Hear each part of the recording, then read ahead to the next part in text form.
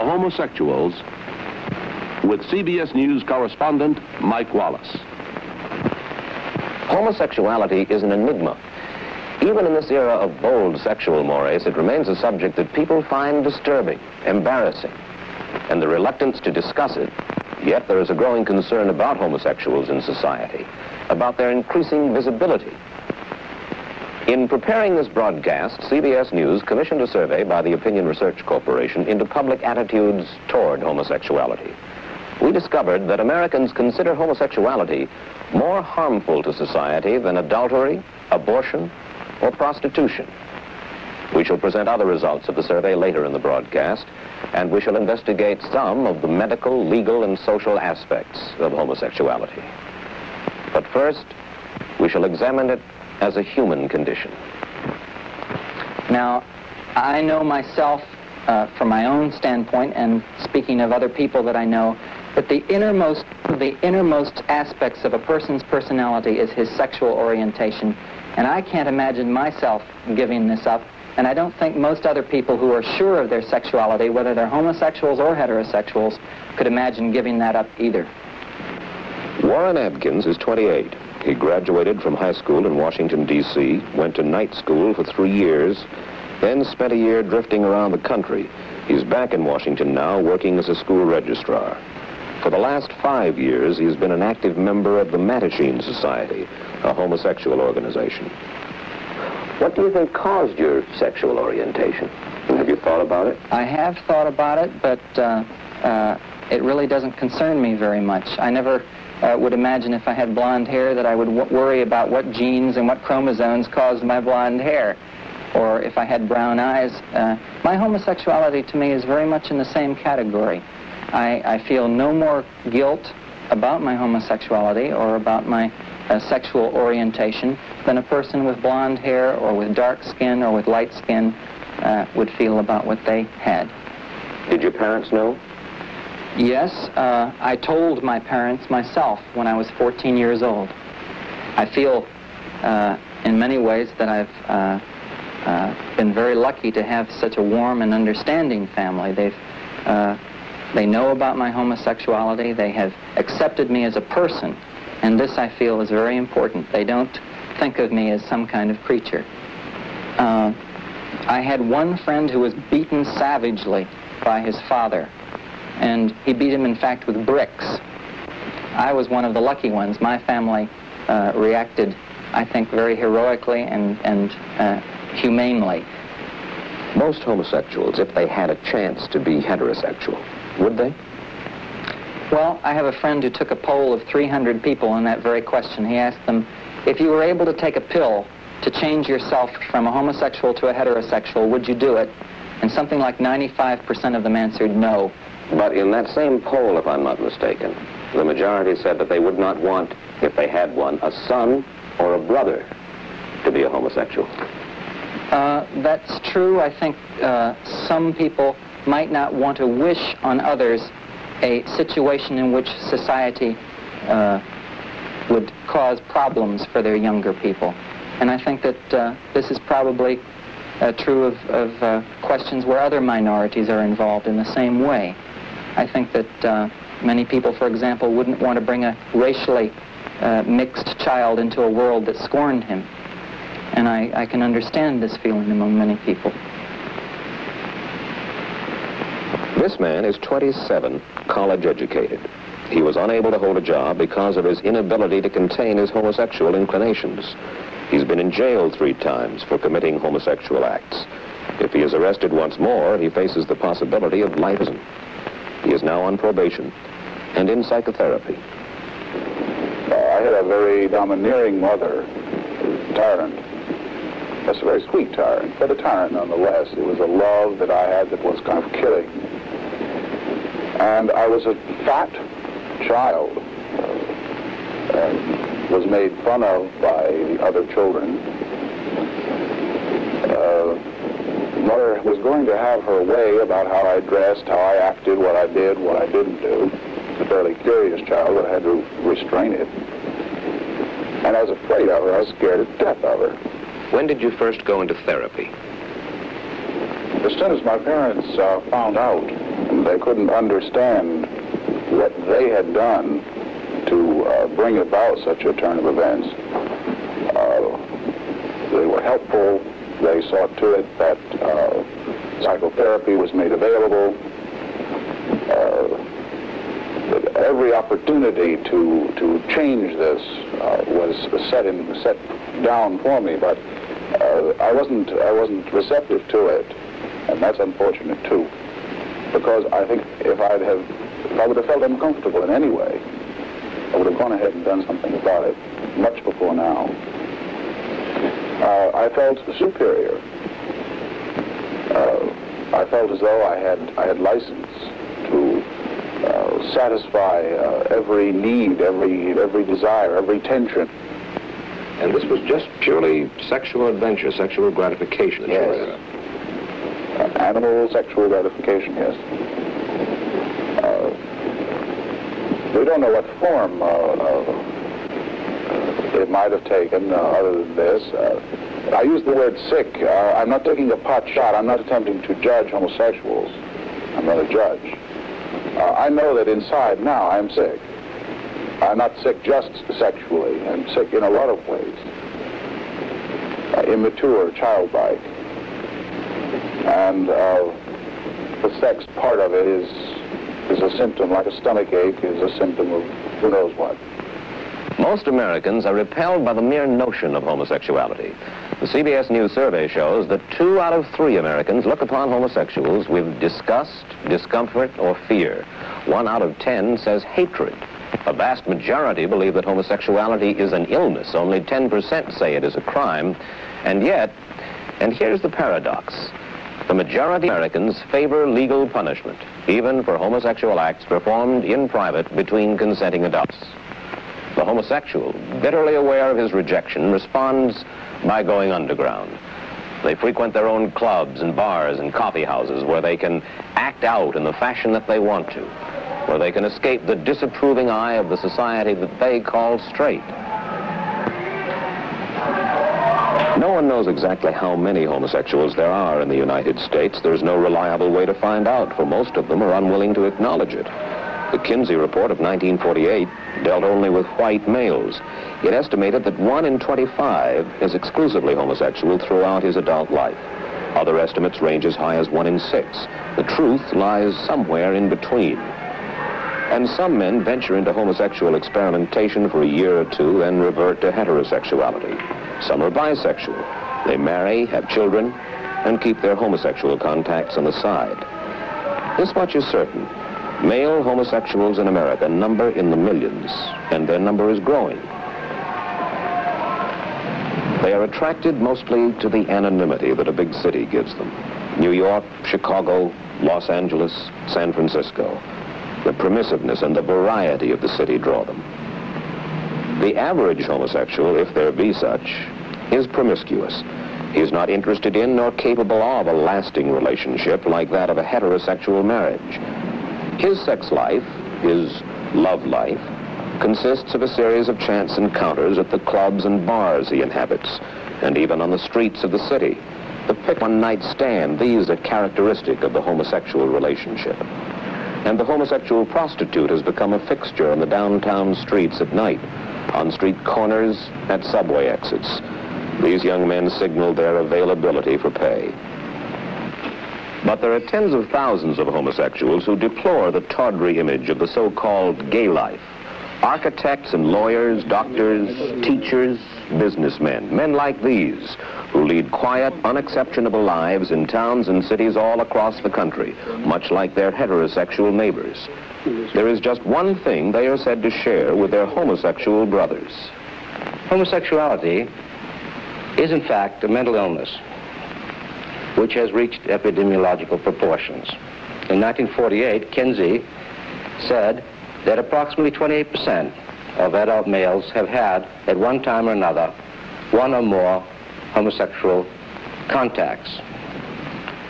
Dr. Charles Socarides is a New York psychoanalyst, a clinical assistant professor of psychiatry at the Albert Einstein School of Medicine, here lecturing to a group of resident psychiatrists on homosexuality.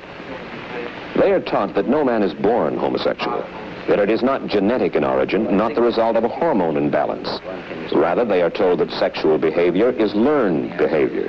And many psychiatrists now believe that homosexuality begins to form in the first 3 years of life, the result of early childhood experience. I was wondering if you think that there are any, quotes, happy homosexuals for whom homosexuality would be, in a way, their best adjustment to life. The fact that somebody is homosexual, a true obligatory homosexual, automatically rules out the possibility that he will remain happy for long, in my opinion. The stresses and strains the psychic apparatus is subjected to over the years will cause him, in time, I think, to have increasing difficulties. I think the whole idea of saying the happy homosexual is to, again, to create a mythology about the nature of homosexuality. What is it that drives a man into a homosexual relationship? The aim of the homosexual act, paradoxically enough, is to seek masculinity. And that, in essence, the homosexual, in having homosexual contacts, is really achieving masculinity through identification with his partner. One thinks ordinarily that he is becoming feminine, but in fact, he is attempting to achieve the very thing that he felt he was so lacking in childhood. What about the problem of latent homosexuality? Simply because a person has a homosexual wish does not make him a homosexual, or has a homosexual impulse, or wonders what it would be like to have homosexual relations. And it's what we do that counts. The implication, you see, that is commonly tossed about, that all of us contain a so-called latent homosexual component, is completely untrue. I wonder if you think that there's any time in life when a non-homosexual person is particularly vulnerable to seduction by a homosexual. First of all, one cannot be seduced into becoming a homosexual.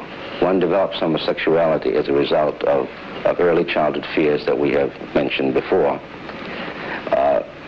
Certainly, there are individuals, however, with a weakened sexual organization who are barely functioning heterosexually and who may have strong desires for a homosexual partner. And it is those individuals who, when they're seduced, can become homosexual. It should be pointed out that Dr. Socarides' views are not universally held. There is a smaller group who do not consider homosexuality an illness at all. Instead, they regard it as a deviation within the range of normalcy. But the thrust of diagnosis and treatment in recent years has been mainly along the lines that Socarides details. And although the prognosis for cure is uncertain, some studies indicate that as many as 1/3 of those who seek help eventually become heterosexual. 4 years ago, the results of a 9-year research project of the Society of Medical Psychoanalysts were published. Chairman of the study, Dr. Irving Bieber, professor of clinical psychiatry at New York Medical College. Dr. Bieber speaks about the roots of homosexuality. The fundamental framework is forged within the family setting between the parent-child relationship. A typical mother, see, that falls in this group is a mother who establishes an over-close relationship with this son. She is generally overprotective, over-fearful of his getting into injury, tends to play her part in isolating him from the peer group in the sense of these boys are not gentlemanly enough, they're not refined enough, they're roughnecks, and she tends to discourage subtly his participation in rough and tumble activity. She's over-close, over-intimate. She frequently prefers this son to her other children. He's generally she often prefers this son to her husband, explicitly and openly. Now, what is the role of the father during this time? The father, in typical instance, is detached from this son. Not from all his sons, but from this son. spends little time with him. He not infrequently minimizes the son, is contemptuous of him, humiliates him, is competitive with him, and resents the position put in by the mother, creating this coupling between the mother and this son. Well, say that the son has a close binding, dominating mother. What can the father do to keep his son from developing a homosexual orientation? The father can do a great deal, and he can be the determining figure, even in the presence of this type of mother. If, first of all, he recognizes this is his son as much as it is his wife's son. He has a warm, affectionate, supportive relationship with this son. If he spends time with him, if he interferes with some of the activity that this mother is carrying out, I do not believe that it is possible to produce homosexual if the father is a warm, good, supportive, constructive father to his son. Most homosexuals do not consider themselves ill, and they are able to live with their condition fairly comfortably. On the other hand, there are those whose compulsive behavior becomes a problem for the police. This is an example. This 19-year-old serviceman left his girlfriend on the beach to go to a men's room in a park nearby where he knew that he could find a homosexual contact. The men's room was under police surveillance. The only faces you will see are those of the arresting officers. Is anybody going to hear about this, like my parents? Your parents won't know of this, but your company commander will probably find out about it on a routine channel. Oh, God. I mean, I can get kicked out for that. You could, yes. But I couldn't take a record like that. Don't you realize that you guys are in a public park?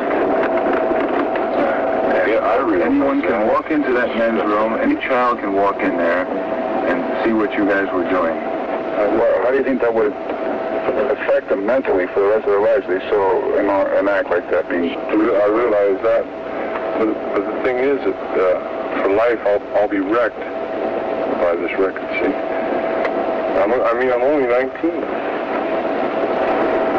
and this will ruin me. I couldn't take for anybody to know about this. What it do to my family and everything. You just told us that your girlfriend is down the beach. She is. She's right down there now. She's down the beach this minute. Yes. And yet you're making a homosexual contact. I was down here. What's your explanation for that? It's not something I really need. It's just sort of, I don't know, curiosity sort of. So I'm perfectly happy with her. I love her. Well, why didn't you think of this before you did it? It's something that it just happened. I don't know. I can't explain it. But I'm just 19. I mean, I don't know. I just know this is going to ruin my life. For the police view of homosexuality, we talked to Inspector James Fisk of the Los Angeles Police Department. During the year of 1964, we arrested 3,000 homosexuals who committed their lewd acts in public places. I can state conclusively that the problem is growing. I'm concerned with the moral atmosphere in the community. And I am opposed, as a matter of principle, to making anything which is improper or immoral conspicuous. And by this conspicuousness, making it easy for persons to engage in this kind of activity. The law itself is such that really there isn't a great deal we can do about those things that occur in private places. But the most important thing to emphasize here, I believe, and this applies also to other kinds of vice activity, that our primary effort goes to the reduction of prohibited behavior in public places. By and large, homosexuals themselves agree with that view. There are numerous homosexual organizations across the country with a variety of names. Their membership is comparatively small, but their influence in the homosexual community is considerable. The head of the Mattachine Society in San Francisco is Hal Call. In our view, the enforcement of laws which forbid public sexual behavior or overt demonstrations of affection and so on that lead to a sexual stimulus in public view, laws against that are appropriate and should be maintained. Laws which protect the young from their elders so that the young can have the opportunity to develop sexually along their own lines and within their own framework rather than to have ideas induced upon them by others. These laws we hold are good.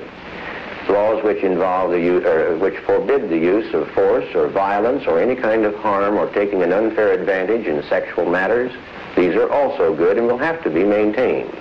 However, we do feel in the Mattachine, and this is our strongest strongest part of our program, that the laws which forbid certain types of private consenting sexual behavior among adults need to be changed, so that what adults do willingly in private is their own affair. Homosexual acts are not considered a crime in most countries in Western Europe, and the British are currently revising their laws to legalize homosexual behavior between consenting adults in private. In the United States, Illinois is the only state where such acts are legal. But nationally, as we said earlier, the CBS News Public Opinion Survey indicates that sentiment is against permitting homosexual relationships between consenting adults without legal punishment. The severity of the punishment varies from state to state. Judge James Braxton Craven of the Federal District Court in Charlotte, North Carolina. Most doctors who have studied homosexuality agree that prison environment, including close, continuous, and exclusive contact with other men, aggravates and strengthens homosexual tendencies and provides unexcelled opportunity for homosexual practices. Is there any public purpose served by a possible 60-year maximum or even 5-year minimum imprisonment of the occasional or one-time homosexual without treatment? And if so, what is it? Are homosexuals twice as dangerous to society as second-degree murderers? Is there any good reason why a person convicted of a single homosexual act with another adult may be imprisoned 6 times as long as an abortionist,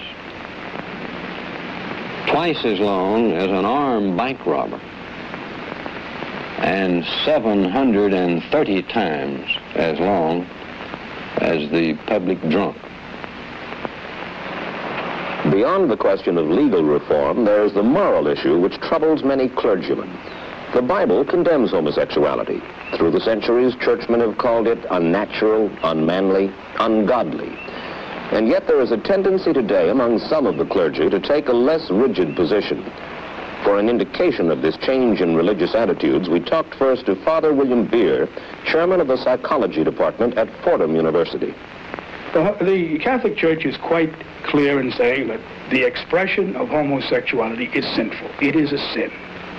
But on the other hand, the Church is equally clear in saying that the tendency toward homosexuality is in itself blameless. So that the Church has a great deal of sympathy for those who are handicapped in this way, in having these kinds of tendencies, but it is only the expression of these tendencies that is sinful. So that the Church does not blame, it does not deprecate, it doesn't feel it is at all shameful for an individual to have homosexual tendencies. For these were not deliberately fostered. These are not blameworthy. So that although this has always been recognized as a problem, there is a great deal more willingness now, I think, to talk about this a great deal more frankly and to face this as a pastoral problem. As an individual, I have to confess, and this is a humble confession, that I have this problem in my own emotions whenever a homosexual comes to me. I have the reaction of tending to pull away and to not want to come into physical contact. There's something here that just is wrong and perhaps even a little dirty. I'd like to believe that I have had some success in controlling this because I know it's wrong. It's wrong from the standpoint of being a Christian. And I confess we face a grave problem when we go before the general membership of the church and we say, here's a homosexual, is he acceptable? By that I simply mean, can you accept him with compassion and love and attempt to help him? And all too often, of course, the reaction is going to be one of revulsion. This I admit and recognize, and we have a constant battle with ourselves. This is sin on the part of the church. Our reaction in any situation ought to be one of compassion and concern, first of all, above everything else. Most people think that homosexuality is confined to major cities. It is not. In 1955, there were reports of a homosexual underworld in Boise, Idaho. Population at the time, 34,000. The people of Boise tried to stamp out homosexuality. They discovered it couldn't be done. In the learning process, everybody suffered. It began with this headline in the Idaho Daily Statesman. The next day, the paper ran an editorial entitled, "Crush the Monster, Crush Homosexuality." The year-long investigation that followed shook Boise to its foundations. Everyone was suspect. Men were afraid to be seen together. Weekly poker games among men who had known each other for years were canceled. There were reports that many high school boys were involved. A prominent banker, a leading attorney were arrested, along with clerks, repairmen, salesmen. Altogether, hundreds were interrogated in this house on a quiet residential street. When it was over, 15 months later, one homosexual was in a state penitentiary with a life sentence. 2 received 15-year terms, 1 10 years, 2 7 years, and scores of lives were ruined. Wayne Kidwell was 15 years old, a junior at Boise High School when all this took place. Now he is county prosecuting attorney. He represents a new generation with different ideas. There's homosexual activity in Boise and probably every city in the United States. There's homosexual activity and certainly some prosecution. When you talk about prosecuting homosexuality, of course, you have to break this down into categories so that you know what you're talking about. The prosecution of a homosexual that's involved with a young child, I think, is something that should exist. When you're talking about prosecution between consenting adults, I think that we have to take another look at it. Well, when you say another look, what do you mean? Well, I mean, I think that the laws right now as they're written are designed towards sex itself. And I think that this is somewhat undesirable to make sex per se illegal or to put connotations on it that would be undesirable. I think it would be better if the laws were written to prohibit the coercion, the unwillingness on the part of one of the parties involved, this part of it, actually the force that is involved. I feel that the laws should focus on this rather than the sex itself. As for myself, I think it's a healthy thing if we can talk about something like this. Why? I think it can be beneficial not only to Boise, but to anybody else that's concerned about this, that we know as much about it as possible, and that we put it in the proper perspective, and not make it something that we talk about in back rooms, or that young people have to be afraid when they mention the word homosexual. Homosexual groups around the country feel the same way, and they're willing to stand up and be counted on the issue.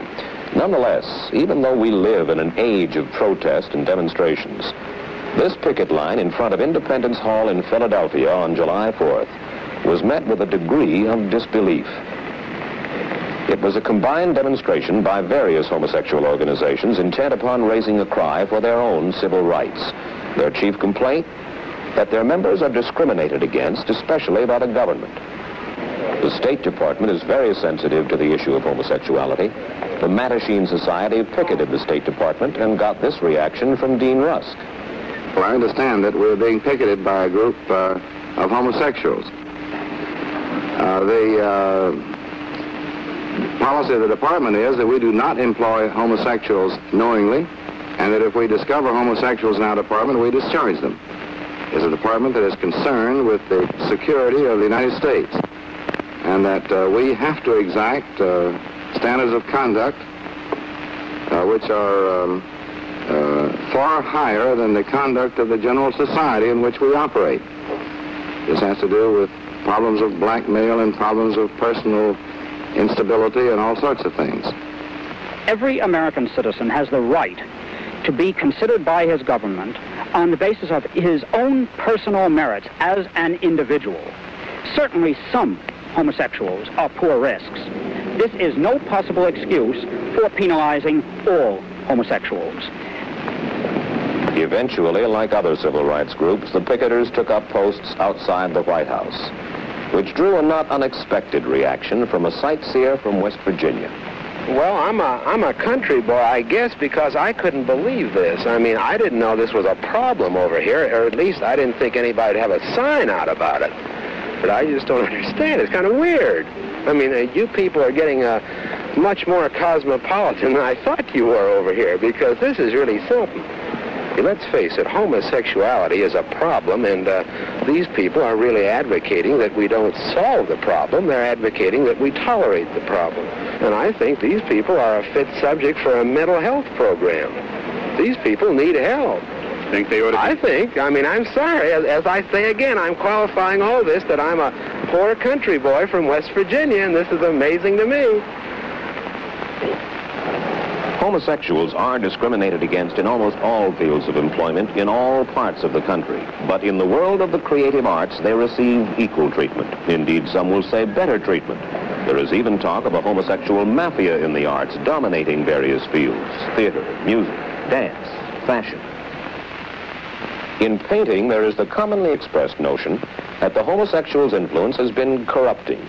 That pop art, for example, is a trivial vulgarization that goes hand in hand with camp, half hoax, half hostile, a means by which the homosexual, forced to live between two worlds, strikes back at an antagonistic society.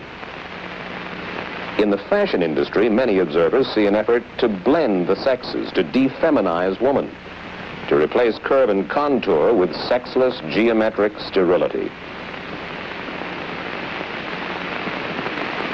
We talked about all this with social critic Albert Goldman, professor at Columbia University, who sees the homosexual distorting our cultural values, and with author-playwright Gore Vidal, who thinks otherwise.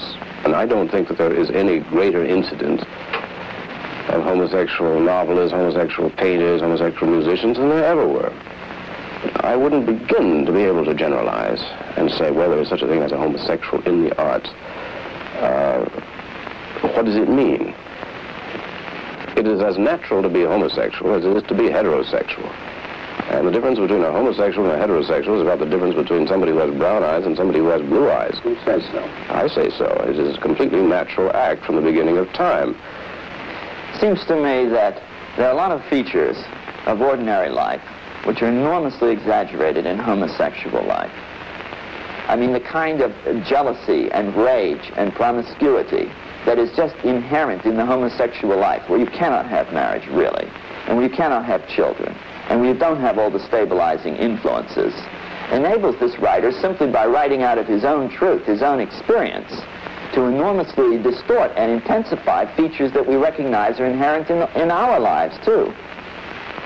There's a theory, which one reads all the time, about how a certain successful playwright, in a very successful play, describes married people as heterosexuals as being wicked and vicious and clawing at each other. And this is supposed to be really a story about two homosexual couples. Well, homosexuals are there are wicked homosexuals and there are wicked heterosexuals, and this is a playwright who deals in, in savage and extreme situations. And I don't see any of it as being translatable, particularly as a heterosexual, as a homosexual situation posing as heterosexual. And furthermore, if it were, then why is it popular? Obviously, it's popular because what he has to say about married couples speaks to everybody.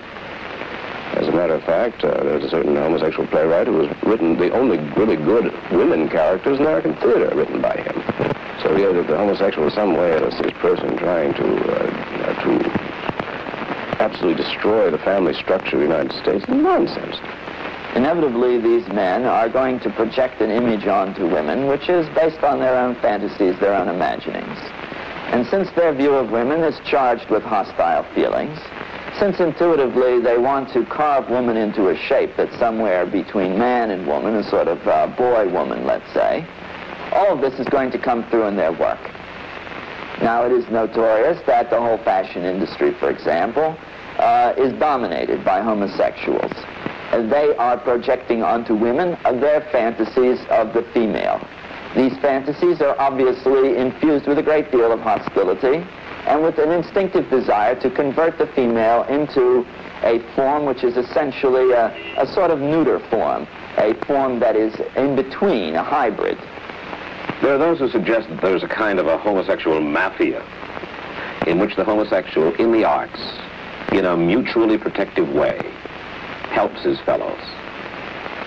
Well, it's like most legends, I suppose. There may be some basis for it. I don't know how it would begin because, you know, the artist is an artist first, and he's a homosexual or a heterosexual second. But I have never seen any sign in any of the arts of there being a hum and turn, as alarmed editorialists like to write. You can get the effects of conspiracy without having a conspiracy if you just have all the people essentially in the same family, if it's a Cosa Nostra arrangement, our thing, our family. If you have a group like the homosexuals who are extremely clannish and who have a tradition of taking care of each other, who constitute a sort of welfare state for each other, then you often get, without anybody intending any conspiracy, the same effect. We have a sexual ethic which is the joke of the world.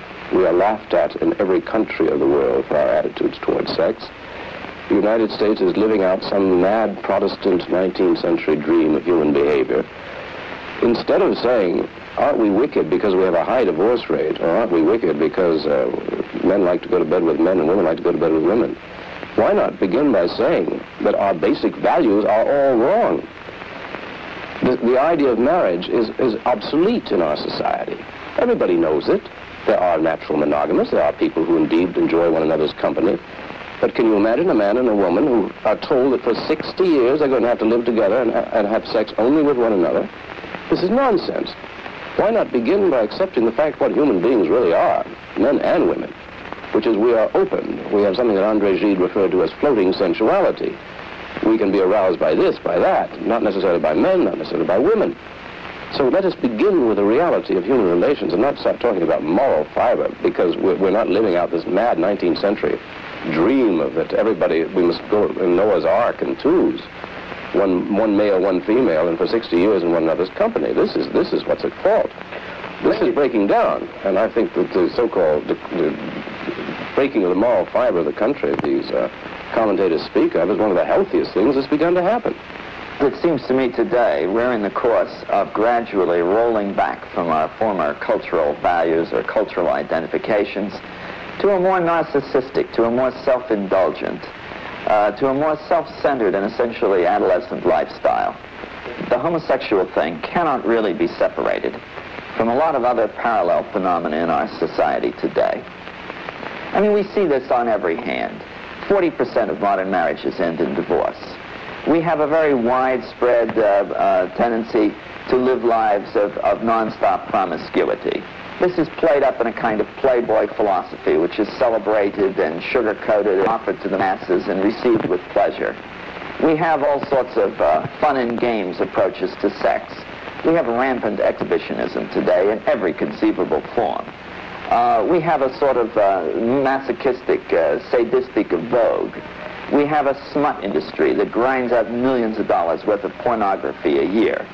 We have a sort of masturbatory dance style that's embraced as if it were something profoundly sexual, whereas actually all those dancers do is just grind away without any consciousness of other people or their partners. And homosexuality is just one of a number of such things, all tending towards the subversion, towards the final erosion of our traditional cultural values. After all, when you're corrupt, why, you fall into the hands of receivers. We end as we began, with a homosexual. Because at the root of all the legal, medical, and moral questions for which society has not yet found the answers, there lies the human condition. But this man is different from any we have seen till now, for he, along with tens of thousands of his brothers, is married.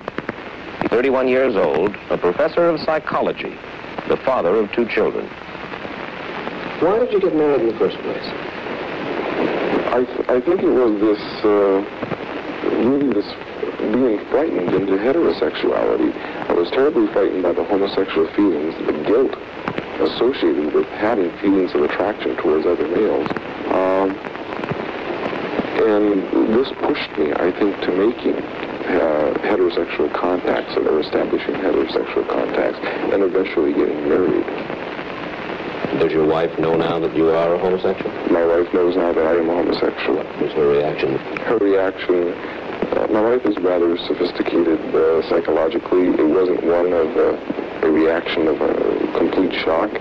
However, I think she finds it difficult to accept the idea, as I think a woman might, that I could be interested in another person sexually, be it male or female. Have you developed a warm and genuine love relationship with a man, or are these more or less sallies into promiscuity? To be honest with you, Mr. Ross, I think I'd have to say they're more or less sallies into promiscuity. I personally don't believe in a love relationship with another man. I think this is part of the gay folklore, something they try to obtain. They'll never obtain it, primarily because I think the gay crowd is so narcissistic that they can't establish a love relationship with another male. So it's a fulfillment of a sex urge. That's it. That's it, essentially. If I have a homosexual liaison or a homosexual contact, I don't identify myself, my position, who I'm associated with, this sort of thing, because of the dangers that are involved in identifying oneself. What about your wife? Do you think that she can live with it? That she will live with it? Honestly, no. I don't think so. I don't think she can live with this, and I can't continue to keep this thing under cover. It's too hard on me, and then I begin to take it out on the family. I think instead of 4 people being miserable, I think it's probably better that the marriage probably end in that case. I'll still love my wife. I do love my wife as much as I'm capable of loving another person. The dilemma of the homosexual. Told by the medical profession he is sick. By the law that he is a criminal. Shunned by employers, rejected by heterosexual society. Incapable of a fulfilling relationship with a woman, or, for that matter, with a man. At the center of his life, he remains anonymous, a displaced person, an outsider.